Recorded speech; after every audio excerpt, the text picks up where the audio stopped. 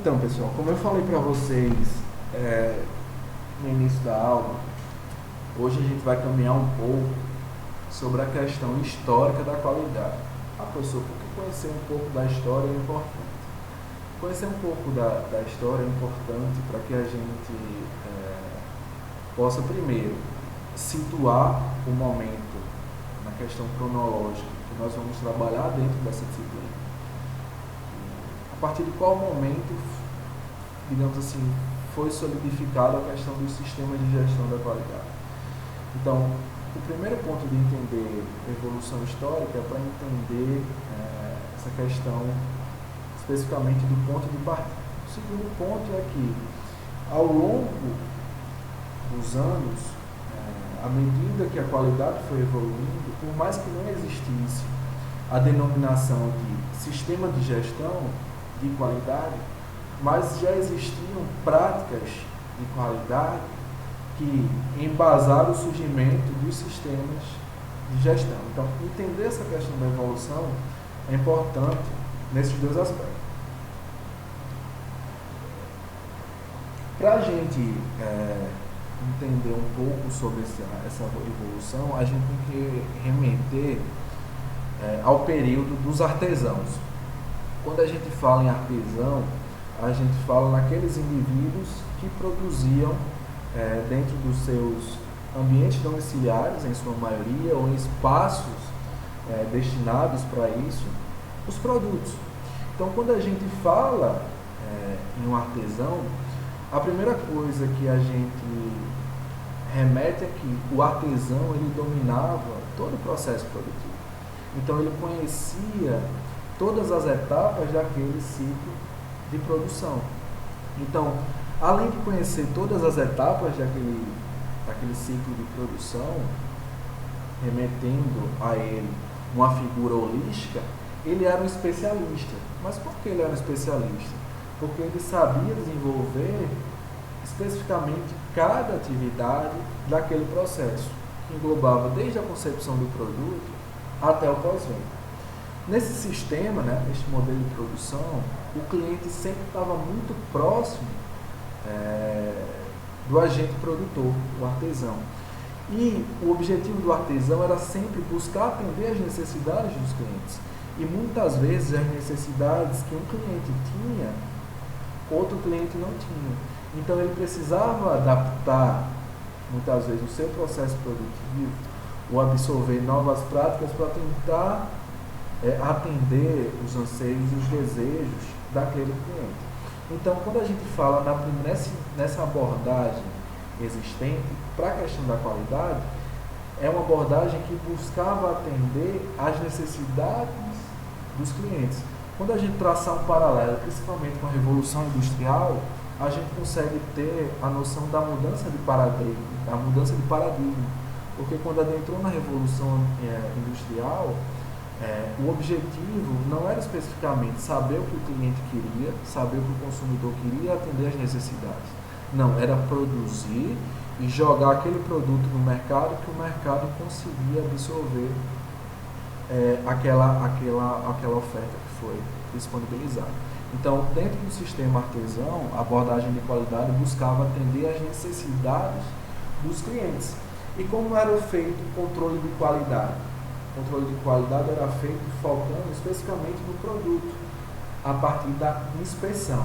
Então, o artesão, o produto foi desenvolvido, por exemplo, um sapato foi desenvolvido, ele fazia lá a inspeção, verificava se os tamanhos estavam iguais, se não tinha nenhum problema especificamente na palmilha, por exemplo. Então, o controle de qualidade era voltado especificamente para a inspeção do produto. O enfoque era atender as necessidades dos clientes com um controle específico do produto através da inspeção. Os anos foram caminhando e antes de chegar na Revolução Industrial, Poinard e Levasseur, ainda no século XVIII, eles trabalhavam seguindo uma estrutura similar ao sistema artesão, mas eles trabalhavam com a montadora de automóveis. Aí vocês podem pensar, professor, como é que é um sistema artesão para estruturar um carro, para montar um carro. Como é que eles conseguiam isso? Então, o foco desse sistema era muito semelhante ao do sistema do artesanato propriamente dito. Por quê? Porque eles buscavam atender às necessidades específicas dos clientes. Então, eles, obviamente, que eles tinham um modelo padrão, mas eles buscavam atender os desejos daqueles clientes. Então, diante disso, não haviam carros iguais. Certo? Então, por que se fala em grupo de artesão? Porque se assemelha ao sistema artesão? Porque para esses dois indivíduos que foram, na época, responsáveis pela maior montadora de automóveis, eles tinham um grupo de profissionais, um grupo de artesão, que eles fabricavam as peças do automóvel, eles fabricavam todos os componentes necessários. Após essa fabricação, eles eram responsáveis pela montagem do veículo e, posteriormente, pelos testes. Então, a gente viu lá no primeiro momento o sistema artesão com produtos, digamos assim, mais simples, né? Como roupas, como calçados, como, às vezes, móveis para os ambientes domésticos. E a gente já chega aqui para essa cultura e esse sistema produtivo artesão aplicado no desenvolvimento e na produção de automóveis. A grande mudança, antes de falar na grande mudança, tem um conceito que é importante a gente entender, que é o susto dimensional. Então, como eles buscavam atender os diferentes anseios dos consumidores, eles trabalhavam com o mesmo projeto, buscando atender clientes diferentes, mas dentro daquele mesmo projeto, os veículos, eles diferenciavam entre si.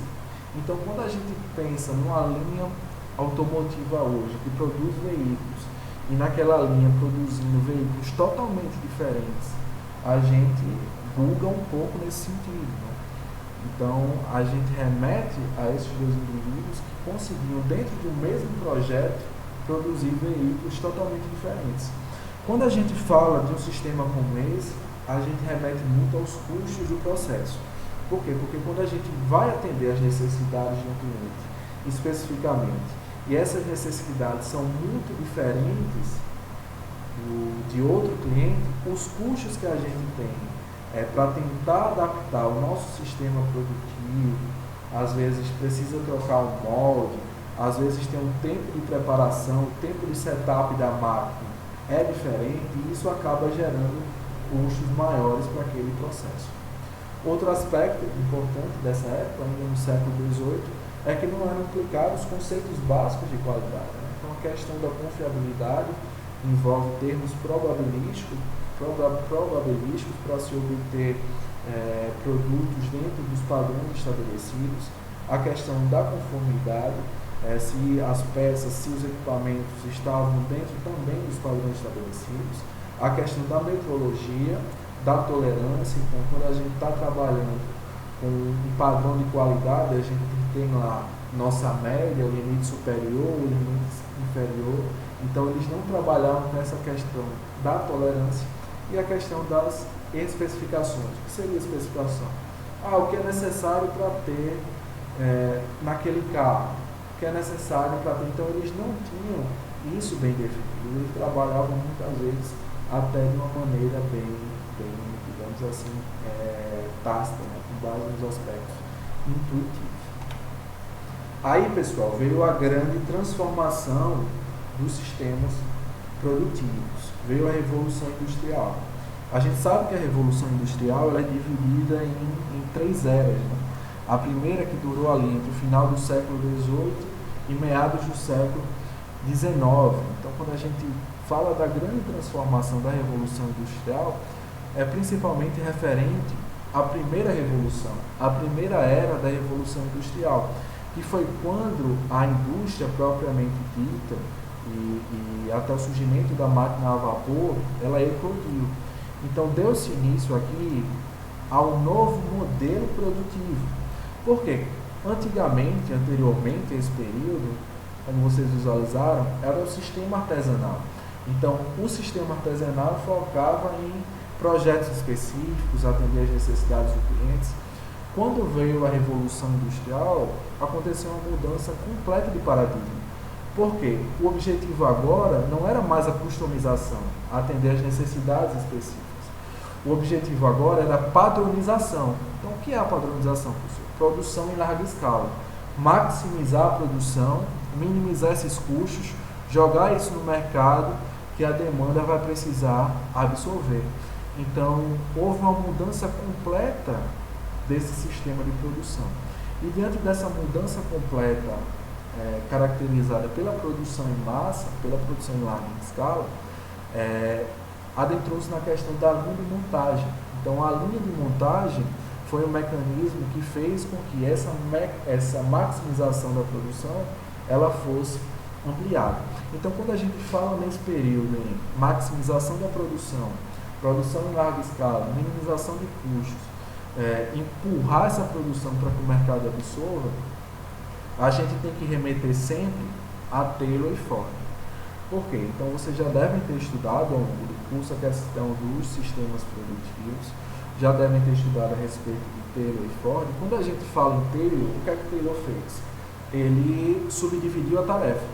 Então, tem uma tarefa macro, ele subdividiu essa tarefa, cronometrou o tempo e, falando bem popularmente, pegou cada indivíduo e colocou em uma dessas tarefas e eles precisavam desempenhar essa atividade dentro daquele tempo que estava estabelecido. Então, ele precisava obter o máximo de desempenho respeitando o cronograma, o cronômetro, o tempo disponível para aquela atividade. Então, essa mudança de Taylor gerou uma transformação grandiosa dentro dessa questão do novo sistema produtivo. Anos depois, veio Ford, né? Então, quando a gente fala Ford, a gente lembra sempre do modelo T preto. E qual foi a grande contribuição de Ford? Foi a instauração justamente dessa linha de montagem. Então, a partir do momento que ele instala essa linha de montagem, o trabalhador ele fica no seu posto, ele só precisa desempenhar aquela atividade específica, ele, com relação ao trabalho, é completamente, entre aspas, alienado, porque ele só conhece a sua atividade, não conhece o processo holístico, e naquela função ele precisa desempenhar o máximo possível. Então, se antes o controle de qualidade, ainda no sistema artesanal, era especificamente no produto e na inspeção, posteriormente, na Revolução Industrial, o enfoque passou a ser também na qualidade do processo, porque se você consegue maximizar o seu processo, você consegue ter um volume quantitativo de produtos ao final da sua linha de produção.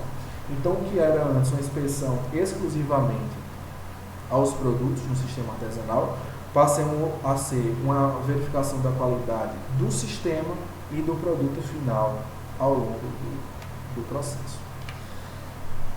Só estou falando até agora, alguns desses conteúdos vocês já devem ter visto. O que eu quero saber de vocês é se tem alguma novidade até aqui. Está tranquilo para todo mundo, para a gente ir caminhando.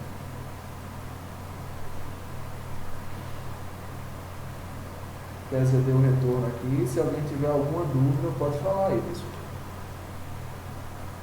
Tá tudo certo, professor. Pode continuar. Então vamos lá.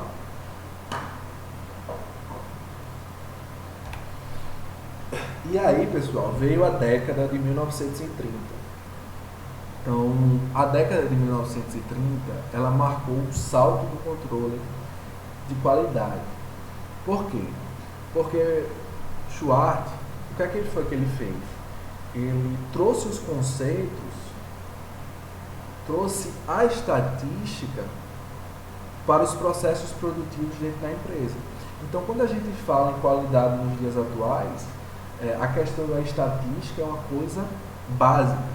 Então, se você pensar no momento em que não se utilizava a estatística para analisar os processos, e chega um sujeito e emprega um controle estatístico, emprega a probabilidade, que é uma coisa relativamente básica, mas ao empregar a probabilidade, ele gerou grandes contribuições. Então, se ele olhava para um processo produtivo e calculava que a probabilidade de taxa de falha dentro daquele processo é de, sei lá, 40%, ele tinha aspectos quantitativos que permitiam convencer o gestor de que era necessário fazer alteração naquele processo.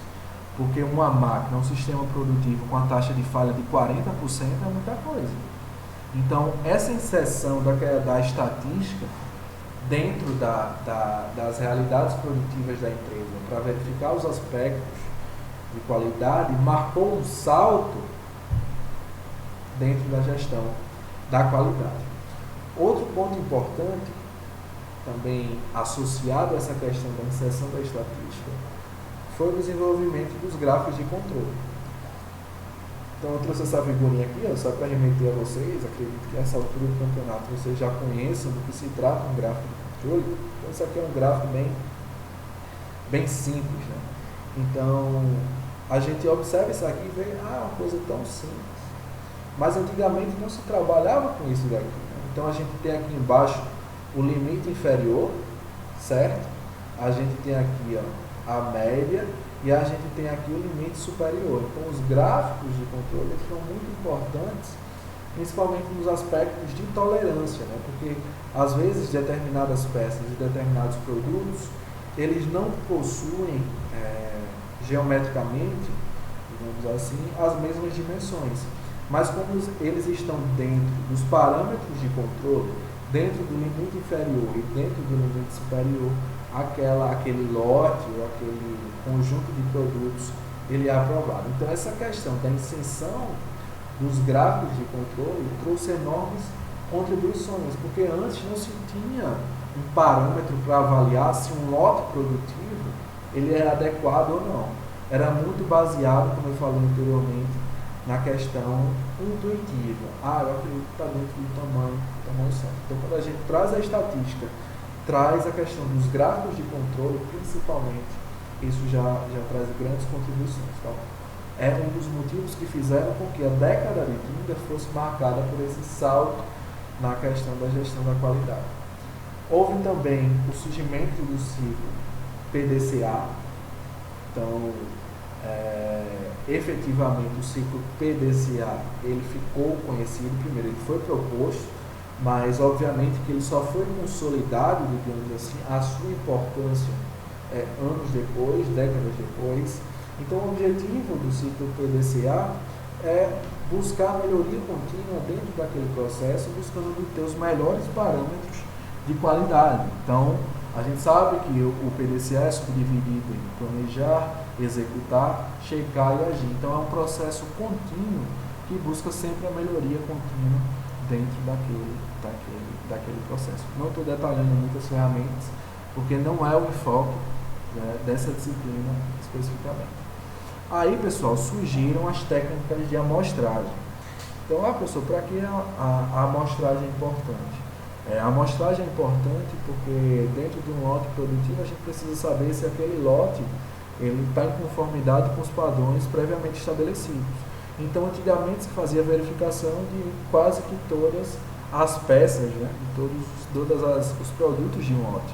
Então, quando surgem as técnicas de amostragem que dizem que de um lote de 30 peças, se eu pegar 10 peças é suficiente para eu avaliar aquele lote, então isso trouxe uma grande contribuição. Por quê? Porque minimizou o tempo. Então, se o trabalhador precisava analisar 30 produtos, então ele tinha um tempo destinado a analisar 30 produtos. Com a técnica de amostragem, ele não precisava analisar 30, ele precisava analisar 12. Então, ele diminuía o tempo de análise, e ao diminuir o tempo de análise, ele podia ser alocado em outra atividade. Então, a gente sabe que o tempo, um trabalhador ocioso dentro de um ambiente produtivo é custo. Então, se a gente consegue fazer com que ele execute uma atividade mais rápida, dentro dos padrões estabelecidos de qualidade, atingindo os objetivos daquela atividade rapidamente, a gente consegue alocá-lo em outra, a gente está tendo um ganho produtivo dentro do meu sistema. Então a década de 30, pessoal, foi muito importante nesse sentido. Foi marcada por esse salto, principalmente pela inserção dos conceitos de estatísticas dentro das realidades produtivas das empresas. Aí veio a Segunda Guerra Mundial. Então, a Segunda Guerra Mundial, não só na questão da qualidade, mas na questão do conhecimento em muitas áreas, ela trouxe efetivas contribuições. Não só a Primeira Guerra, né, mas como também a Segunda Guerra. Então, ela trouxe grandes contribuições dentro da área de qualidade. E em 1945 surgiu a primeira associação dos profissionais da área de qualidade. Então, em 1945, traçando até um paralelo com a ergonomia, né, no pós-guerra, em 1949, surgiu a Sociedade de Ergonomia, os pesquisadores em ergonomia. Em 1945, surgiu a Associação dos Profissionais da Área de Qualidade. Então, esses são dois exemplos do quanto o pós-guerra foi importante para, principalmente, os conhecimentos que nós aplicamos atualmente, foram influenciados lá atrás por tudo que envolveu os períodos de guerra. Em 1946 surgiu a American Sociedade de Qualidade e Controle de Qualidade, atualmente a Sociedade Americana de Qualidade. Em 1950 foi criada no Japão a Associação Japonesa de Cientistas e Engenheiros, porque quando a gente remete ao Japão, a gente vê lá, vai ver um pouquinho lá na frente, principalmente dentro do sistema Toyota de produção, trouxe efetivas contribuições para a área de qualidade. Então, o modelo japonês que foi aplicado impactou no período em que foi aplicado, a partir da década de 70 mais ou menos, impacta até os dias atuais, pelo modelo que foi empregado, pela mudança completa que existiu. Aí a gente chega, pessoal, na década de 1950. Então, essa primeira aula é um pouco chatinha, porque a gente trabalha com essa questão do histórico, mas daqui a pouco vai chegar em assuntos que vocês têm um domínio mais bacana de falar e tal. A gente vem aqui, já na década de 50, então a gente saiu ali do pós-guerra, 1945, chegou em 1950. Então, Juran, ele é um importante pesquisador dentro da área de qualidade. Então, ele desenvolveu um modelo na década de 50 que começou a apurar os custos da qualidade. Então, muitas vezes a gente pensa, qualidade é importante para manter o cliente. Sim, mas o quanto manter o cliente impacta nos aspectos financeiros da empresa. Se eu melhorar esse processo, eu vou ter quanto de custo? Vou ter isso, mas eu vou ter quanto de retorno? Então, a principal contribuição do Juran, entre outras que ele trouxe, foi essa inserção dos aspectos financeiros, principalmente da apuração dos custos, para identificar o quanto as modificações dentro da qualidade, elas impactam ou impactavam no orçamento das organizações. A gente chega também aqui com o Feigenbaum, que ele foi o primeiro a tratar a qualidade de forma sistêmica. A gente já está começando a fazer uma relação que nós vamos trabalhar dentro da disciplina. A gente está trabalhando com o sistema de gestão da qualidade. Então, a gente, quando fala em sistema de gestão, é um conjunto de elementos que compõem o sistema, trabalhando de forma integrada com um objetivo comum.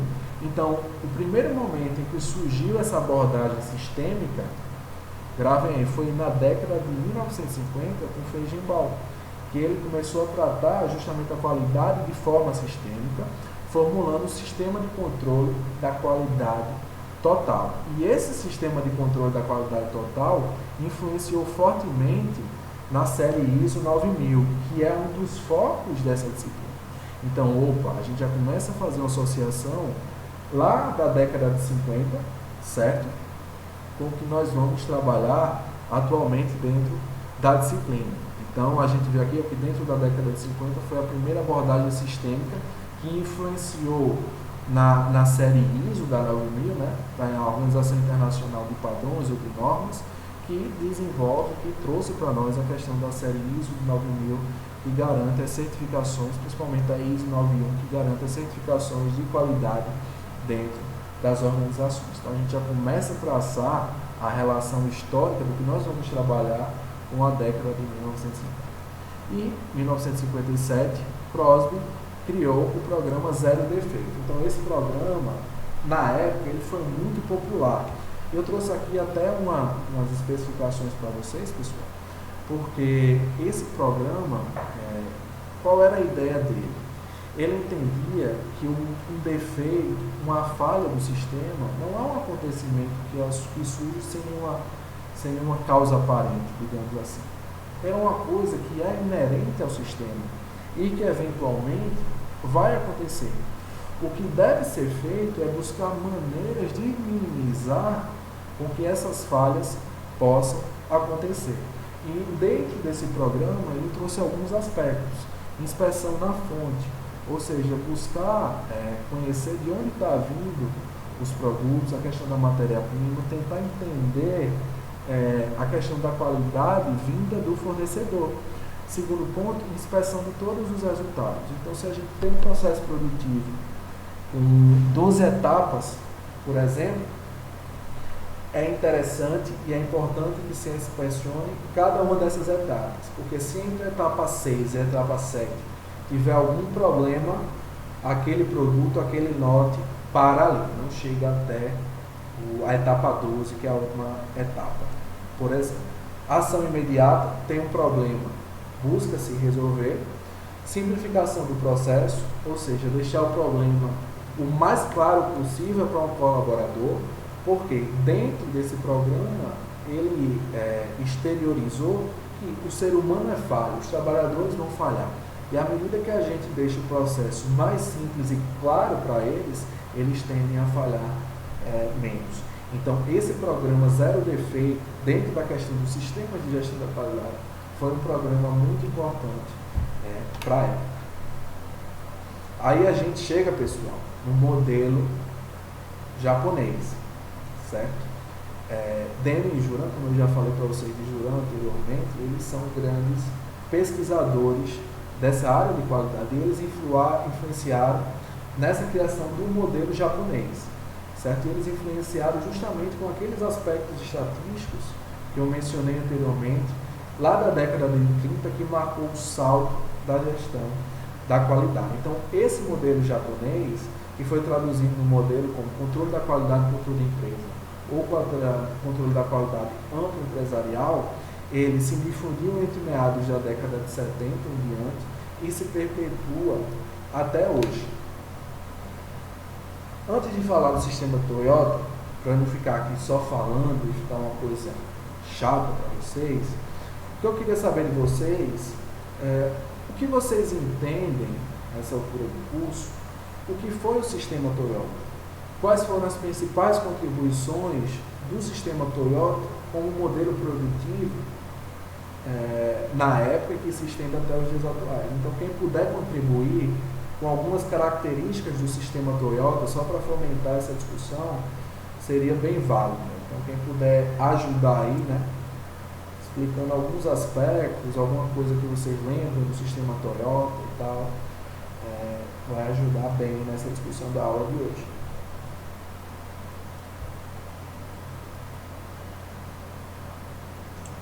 Acho que a principal contribuição foi a criação de várias ferramentas que ajudam as empresas a otimizar os processos produtivos, a reduzir os desperdícios dentro da produção. Tudo isso ajuda muito, contribui hoje para as empresas, né? Acho que é uma das principais importâncias aí do sistema Toyota, que é até já aplicado, né, o Lean, em várias empresas. A gente vê o quanto ele é importante para a produtividade e competitividade. Isso. Excelente contribuição da Kézia. Antes de comentar os pontos que ela levantou aqui, eu queria mais alguém aí que tenha alguma coisa para contribuir e difira um pouco do que a Kézia falou, para a gente ampliar essa discussão acerca do sistema Toyota, que marcou uma grande transformação dentro da questão do controle de qualidade, dentro do sistema de gestão de qualidade. Porque, como a Kézia falou, quando a gente remete ao sistema Toyota, a gente remete sempre a uma produção enxuta, né, que busca eliminar os desperdícios. E para a gente eliminar os desperdícios, a gente tem que trabalhar com o processo de inspeção e de controle de qualidade no mais alto nível. Então, essa era uma das premissas básicas. Então, antes de ela entrar no sistema Toyota, saber se alguém tem mais algum aspecto, algum ponto do sistema Toyota para contribuir aí com a gente nessa aula de hoje. Professor, um dos pontos que eu me lembro do sistema Toyota que mais foi debatido no curso é justamente o sistema de just-in-time, que é você produzir exatamente o necessário, baseado tanto na demanda quanto no que você tem, evitando assim o desperdício e produzindo exatamente aquilo que é mais necessário. Eu acho que essa foi uma das maiores contribuições, não? Isso. Eu não sei quem foi que falou, acho que foi o João que falou? Não consegui visualizar. Guilherme. Boa, Guilherme. Então, essa é uma contribuição extremamente importante e se associa muito ao que a Kézia falou, né? Essa questão de, a gente fala de just in time, produzir no momento certo, na hora certa, a gente utiliza muito um termo, né? Que é acerca da produção enxuta. Então, agradeço as contribuições do Guilherme e da Kézia. Então, vou adentrar nessa questão do modelo japonês, que vai remeter a esses pontos que vocês falaram anteriormente. Então, o sistema Toyota de produção, pessoal, como bem já foi falado pela Kézia e pelo Guilherme, as diretrizes que norteavam esse sistema de produção trouxe efetivas contribuições para a área de qualidade e para os sistemas de gestão de qualidade. Então, esse sistema de produção, ele era embasado em um sistema de produção enxuta. Então, quando a gente fala lá do sistema taylorista e fordista, a gente tinha uma produção empurrada, ou seja, a produção partia, digamos assim, do início da linha, em linhas gerais, era empurrada por todos os setores e era jogada, entre aspas, no mercado para que o mercado absorvesse aquela oferta. No sistema de produção enxuta, funciona no sentido contrário. É o mercado que puxa essa oferta. Então, surge um pedido do cliente, surge uma demanda do mercado e é só aí que o modelo produtivo, que o sistema produtivo, ele começa a acontecer. Então, dentro desse sistema de produção enxuta, essa questão da inspeção e do controle de qualidade, eles foram elementos extremamente importantes. Mas foram importantes porque o Guilherme falou em just in time. Então, o sistema just in time é, digamos assim, a caracterização da produção enxuta, porque você só pode produzir no momento certo, na hora certa, a partir dos pedidos dos clientes, utilizando os recursos necessários para aquilo. Então, quando você tem que produzir utilizando os recursos necessários para aquilo, outra premissa básica do sistema é o que a Kézia falou: buscar minimizar os desperdícios, todo e qualquer tipo de desperdício. Seja a gente aprende os desperdícios existentes no sistema Toyota, né, para eliminá-los, seja no transporte de materiais, seja no processo de inspeção, seja no controle da matéria-prima. Então, são premissas básicas do sistema Toyota de produção. Outro aspecto importante desse sistema é a questão da gestão de pessoas. Então, se antes lá no modelo clássico de Taylor e Ford, o trabalhador ele era, entre aspas, alienado, não conhecia nada do processo, no modelo japonês já existiu uma mudança no perfil desse trabalhador. Porque aquele trabalhador ele tinha que dominar mais do conteúdo da atividade, conhecer outros processos, para que ele tivesse condições de identificar se o produto estava em conformidade ou não com os padrões estabelecidos, para buscar melhorá-lo, para buscar novas soluções em busca de obter a melhor qualidade. Porque dentro do modelo japonês, o objetivo era atender às necessidades específicas de um cliente, diferente do sistema clássico que buscava empurrar aquela produção para que o mercado absorvesse. A Kézia fez aqui um comentário, professor, tem essa questão do valor, porque o sistema Toyota também em relação à qualidade ajudou a entender melhor aquilo que agrega valor para o cliente, aquilo que o cliente entende como qualidade para ele, gerando valor. Kézia, exatamente isso que você falou, essa questão da percepção de valor, o sistema Toyota trouxe essa contribuição também, né? Porque ele buscava entender o que era importante para o cliente.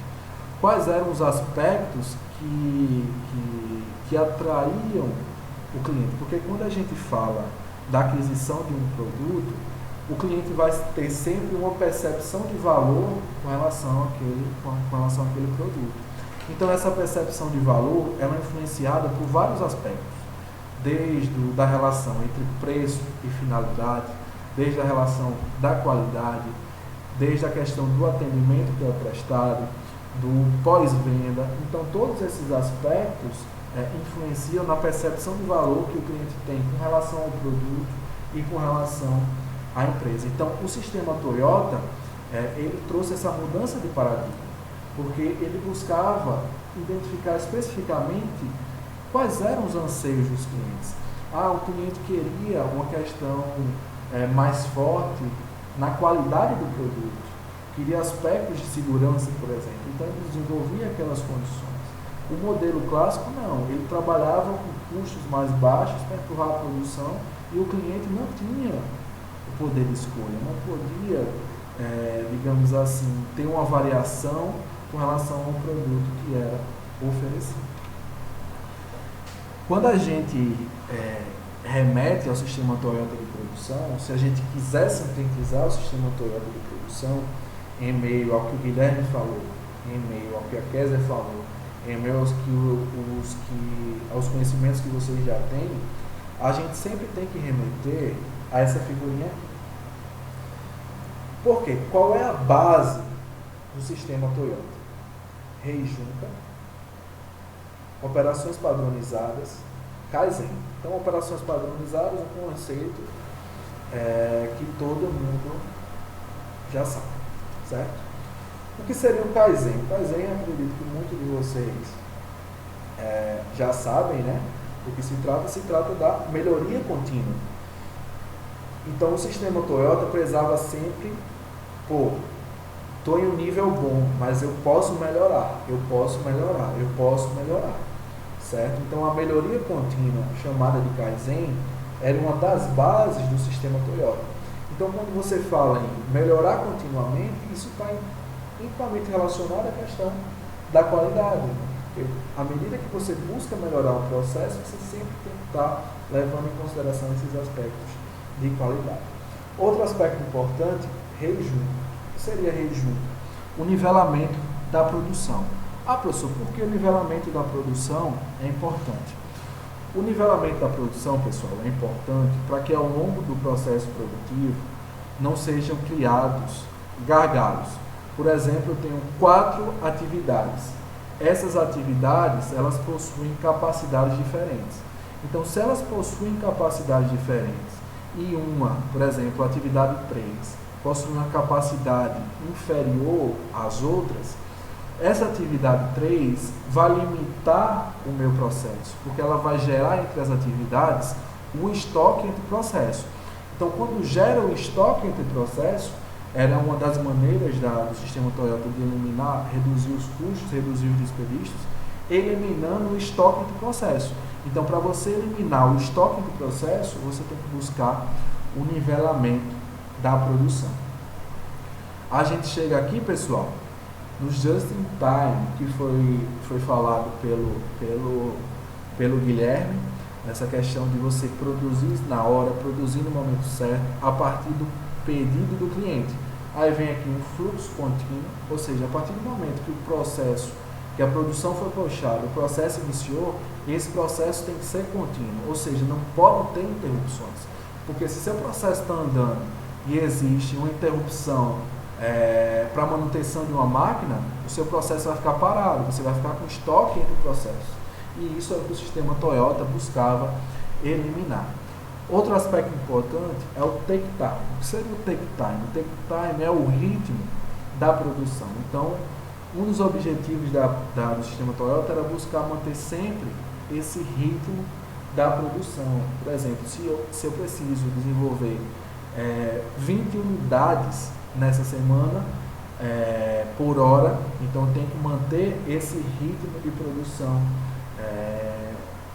bem nivelado. E o aspecto que a gente comentou, a questão da produção puxada.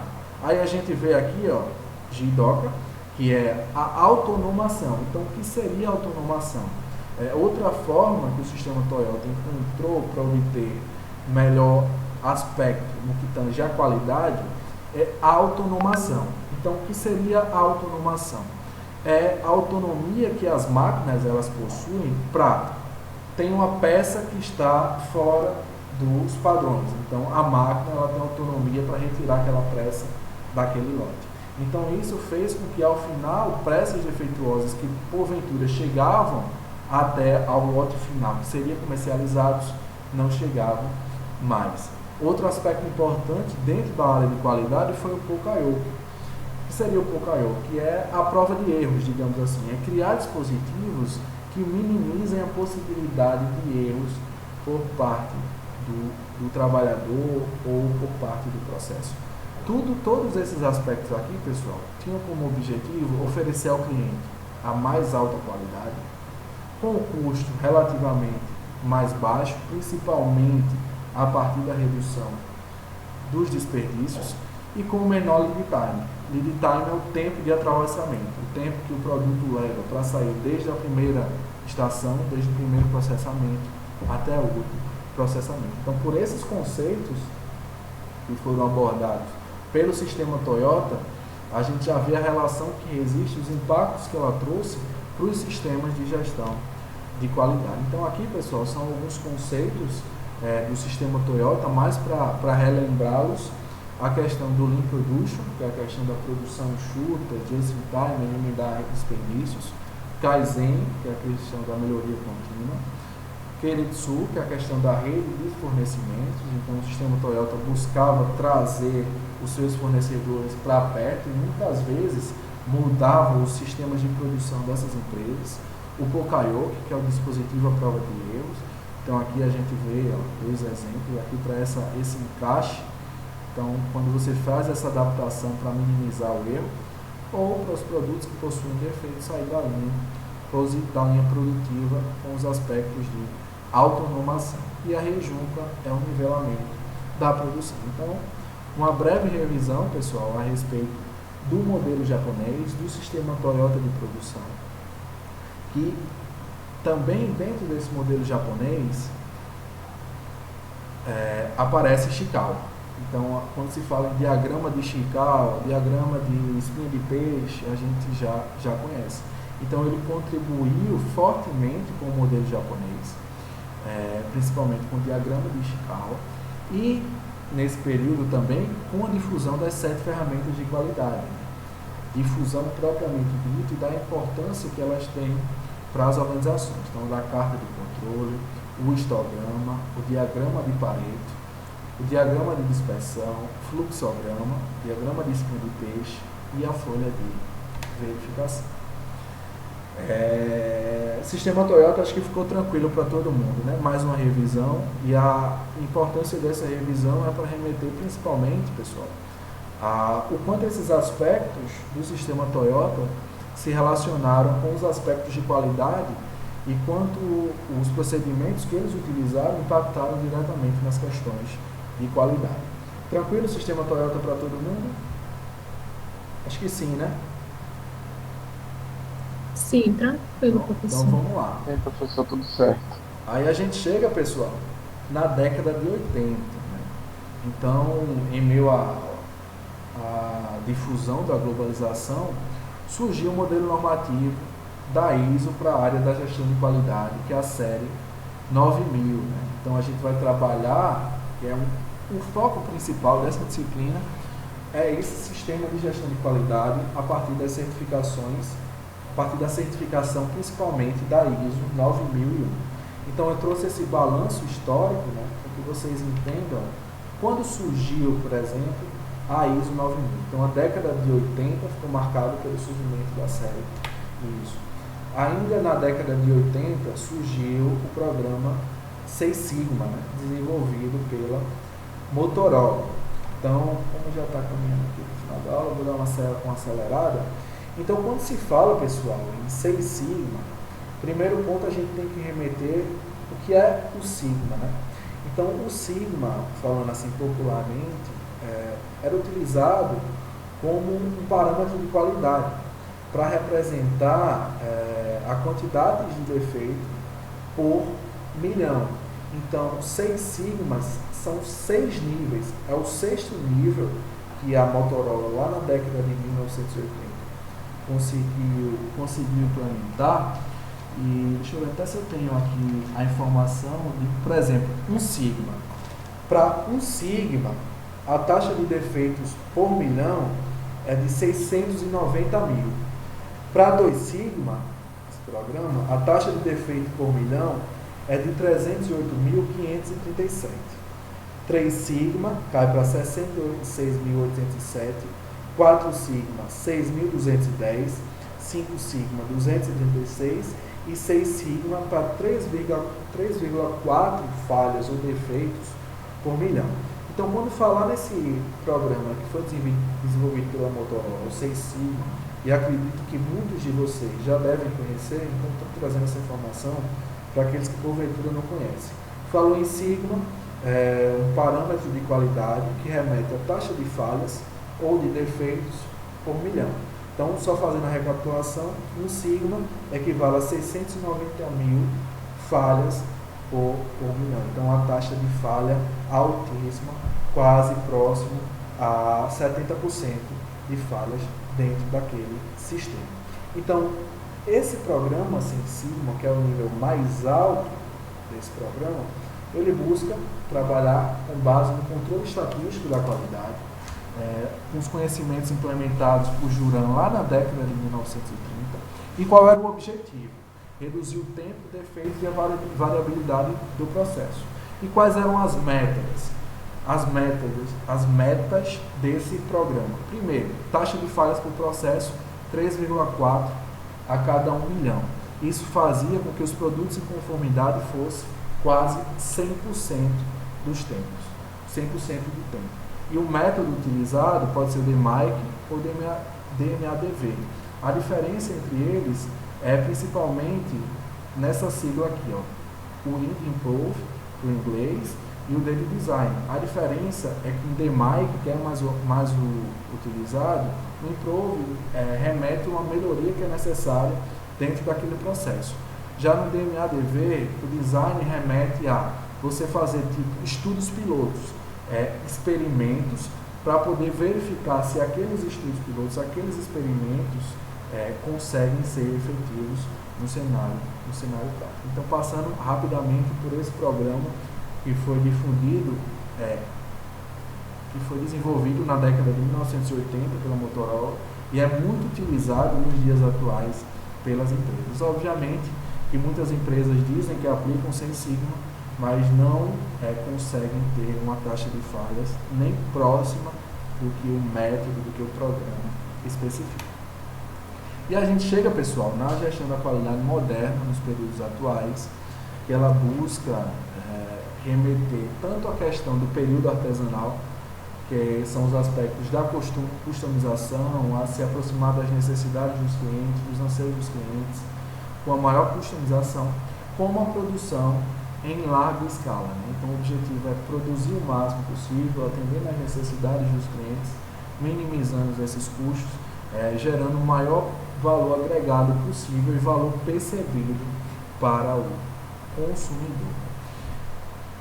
Então, só para finalizar essa aula de hoje, a gente tem a evolução histórica, que nós trabalhamos nessa aula de hoje. Então, a gente começou lá com o sistema artesanal. Do sistema artesanal, a gente caminhou pela Revolução Industrial, na Revolução Industrial, principalmente na mudança do sistema produtivo, minimização dos custos, produção em larga escala, certo? E já uma transformação nas condições de trabalho e na questão como era feito o controle da qualidade do processo. Veio a década de 1930 com a inserção, com a eclosão, digamos assim, popularização do controle de qualidade a partir da inserção das ferramentas estatísticas. 1950, na questão do pós-guerra, com a questão das sociedades em qualidade, que foi quando efetivamente surgiu as sociedades, os pesquisadores em qualidade formalmente. Aí a gente trabalhou também com a questão do modelo japonês, os impactos do modelo japonês para o controle da qualidade, para os modelos de gestão da qualidade. A gente chegou na década de 80, tanto com o surgimento da ISO, quanto o surgimento do Seis Sigma, e o modelo atual que busca integrar os sistemas. Então a gente pode subdividir essa evolução histórica que nós trabalhamos na primeira fase, na fase da inspeção, que se estende desde o período artesanal até o período da administração científica, dos sistemas clássicos, Taylor e Ford. O período do controle, que foi o período principalmente da segunda Revolução Industrial, caminhando para a terceira Revolução Industrial, adentrando no sistema Toyota, que ficou marcado pela gestão do controle de qualidade, já o surgimento das ISOs, certo? E a questão atual, que é basicamente focada na integração desses sistemas. Então, o que nós vamos trabalhar dentro dessa disciplina é principalmente os sistemas de gestão, que tiveram como marco, a primeira vez que foi falada a questão de um sistema integrado foi lá na década de 50 e que ficou popularizado, primeiro, pelo sistema Toyota de produção, o controle da qualidade total, e com a ISO, em 1980, com o surgimento da série ISO, principalmente a ISO 9001 e da certificação dos aspectos de qualidade, que vai ser o foco dessa disciplina. Então, são 8h27, consegui cumprir o tempo da aula de hoje, acabei correndo um pouquinho no final. O que eu queria saber de vocês, pessoal, é se tem alguma dúvida com relação a essa evolução histórica. Muitas dessas informações vocês já dominam, já é um conhecimento que vocês